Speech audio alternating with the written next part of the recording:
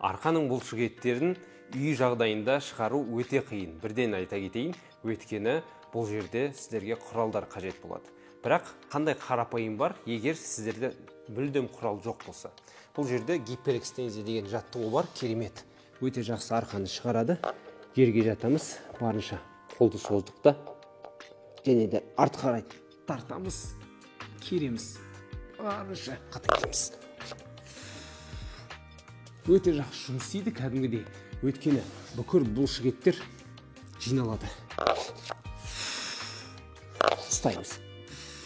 Тез емес, біреулер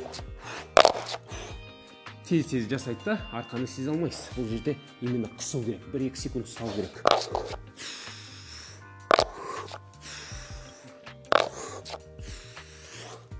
Кем дегенде 15 қайталау жасасаңыз, кәдімгідей бұлшықеттердің сезесіз. Және де екінші сіздерге құралдар керек болады. Осындай қарапайым құрал әрбір дүкенде сатылады. 2 гантель, бұл жерде 10-10 килограммнан. Ең мықты жаттығу бұл жерде гантельдермен бір қолды диванға мысалы тірейсіз, бір аяқты артқа қарай шығарамыз және тартамыз. Бұл жерде тура солай қысамыз 1-2 секунд ұстап. Кем дегенде әр қолға 15 қайталау.